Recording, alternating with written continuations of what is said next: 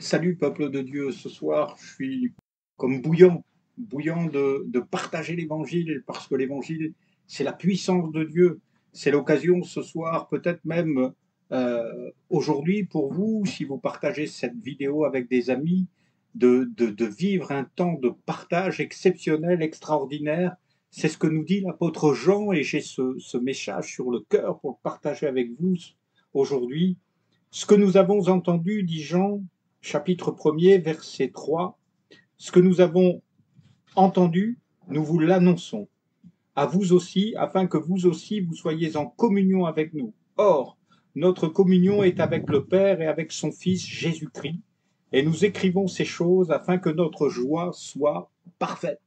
En lisant ces choses, ma joie était parfaite de pouvoir vous envoyer cette vidéo et d'être en communion avec vous, avec le Père et avec celui qui l'a envoyé, son Fils Jésus, pour nous annoncer ce message extraordinaire, un illuminé, et c'est ça le titre ce soir, aujourd'hui, illuminé par Jésus-Christ. J'espère que vous êtes des illuminés.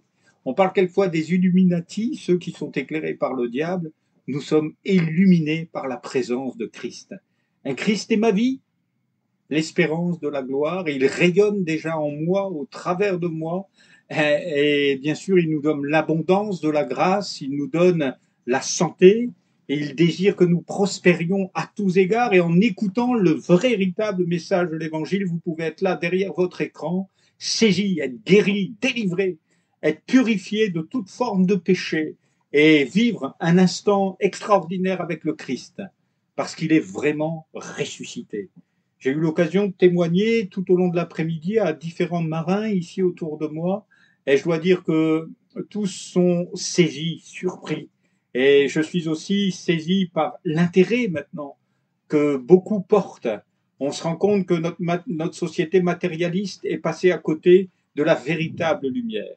Et c'est toujours Jean qui dira au chapitre 1er, verset 5, la nouvelle que nous avons apprise de lui et que nous vous annonçons, voilà la grande joie, c'est que Dieu est lumière. Il n'y a pas en lui de ténèbres si nous disons que nous sommes en communion avec lui, que nous marchions dans les ténèbres. Nous mentons et nous ne pratiquons pas la vérité.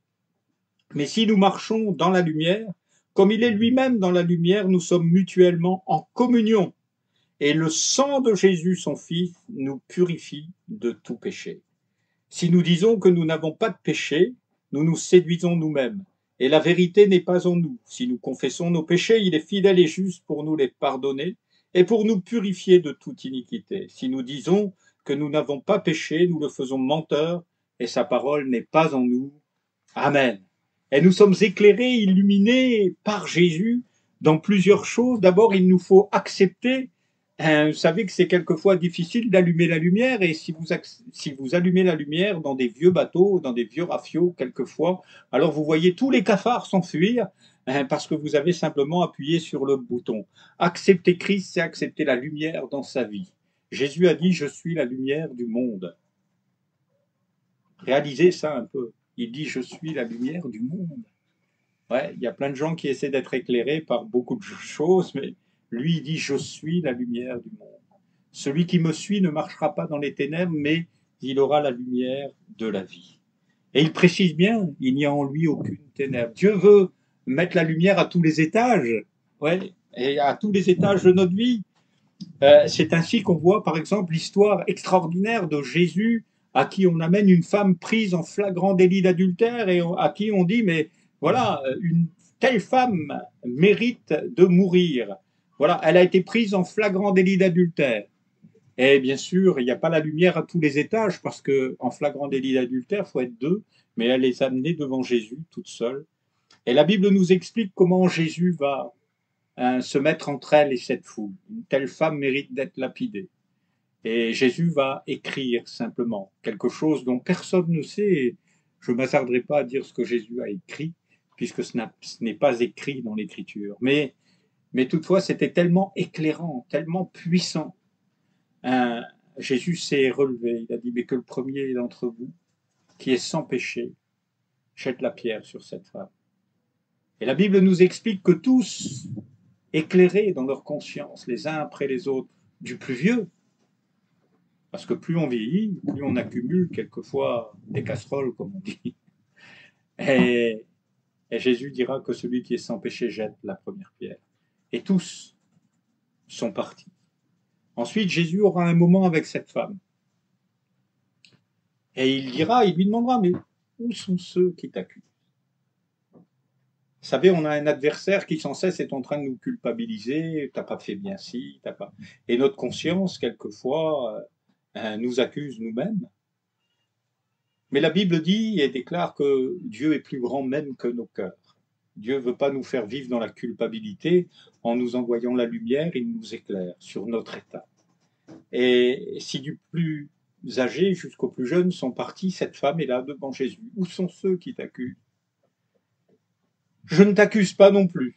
Dieu n'est pas venu pour nous accuser, mais il est venu pour nous sauver. C'est la bonne nouvelle extraordinaire. Oui, la lumière vient dans nos vies jusqu'au plus profond de notre âme. Où sont ceux qui t'accusent? Et bien sûr, ils sont tous partis. Et Jésus lui dira, va et ne pêche plus. Il n'est pas venu pour l'accuser, mais pour nous libérer. La véritable lumière, c'est que Dieu est un Père. Il ne veut pas vous perdre. Et quelles que soient les ténèbres qui vous ont pris, quel que soit à quoi vous vous êtes amusés, Dieu veut vous sauver et vous délivrer. Il veut le faire en nous amenant à vivre la communion du Saint-Esprit. Il nous conduit dans toute la vérité. Car le sang de Jésus, et il est question de ça, le sang de Jésus, son Fils, nous purifie de tout péché. Alléluia! Il n'y a plus de condamnation, il y a une véritable liberté pour les enfants de Dieu. Il nous conduit dans toute la vérité. Il est le chemin, dit Jésus. C'est le seul qui a osé dire ça. Je suis le chemin, la vérité et la vie. Nul ne vient au Père que par moi. Il vous faut accepter d'un côté ce sang qui a coulé et de l'autre côté cette justice. Dieu ne veut pas des esclaves, vous savez, il veut pas des serviteurs, il veut des fils et des filles. Et c'est à cela que nous sommes appelés. Le Saint-Esprit nous conduit dans la vie véritable. Ce n'est pas le manger et le boire qui est important, mais c'est que ce sang nous purifie de tout péché. Nous sommes plus. Et Jésus a pu dire, mais pourquoi vous inquiétez-vous de la nourriture et du vêtement? Vous valez beaucoup plus que les moineaux, vous valez beaucoup plus que ça, puisque vous êtes des êtres spirituels, même si ce n'est pas ce qu'on voit en premier, c'est ce que vous êtes et vous le savez en dedans de vous. Et ces êtres spirituels ont besoin d'être lavés. Et par quoi? Seulement par le sang. Il n'y a que le sang de Jésus qui puisse nous sauver. Si vous avez accepté le Christ, votre conscience s'ouvre à la voix divine, au sang. La Bible nous dit et déclare que le sang de Jésus parle beaucoup mieux que celui d'Abel. Abel a été assassiné par son frère, mais Christ a été mis en croix. Non pas par votre croix, non pas par la croix des Romains. La Bible parle de la croix de Dieu, et la Bible dit que Dieu a fait la paix avec vous, avec moi, par le sang de sa croix. Et Dieu a voulu tout réconcilier avec lui-même. Et vous n'êtes pas, vous, à l'origine de ces choses, c'est Dieu qui a voulu, qui est venu jusqu'à vous pour que vous soyez réconciliés avec lui. Pourquoi? Bien parce que ce qu'il veut, je le dis, c'est pas des serviteurs et des servantes, mais il veut nous traiter comme des fils de Dieu. Et la Bible dit, si nous disons que nous n'avons pas de péché, nous nous séduisons nous-mêmes et la vérité n'est pas en nous. La vérité, c'est que, si nous sommes purifiés de nos péchés, Christ nous amène à vivre une vie de fils. Exactement comme dans la parabole du fils prodigue, qui en revenant chez son père, a été accueilli. Lui qui avait tout dilapidé, et peut-être vous avez tout dilapidé, votre santé, vous avez fait ce que vous avez voulu, vous êtes drogué, vous avez bu, vous avez fait un tas de choses terribles, peut-être de votre vie même. Et la Bible nous explique comment ce fils prodigue est revenu auprès de son père. Et c'est le papa qui a couru, c'est Dieu qui court vers vous ce soir, aujourd'hui.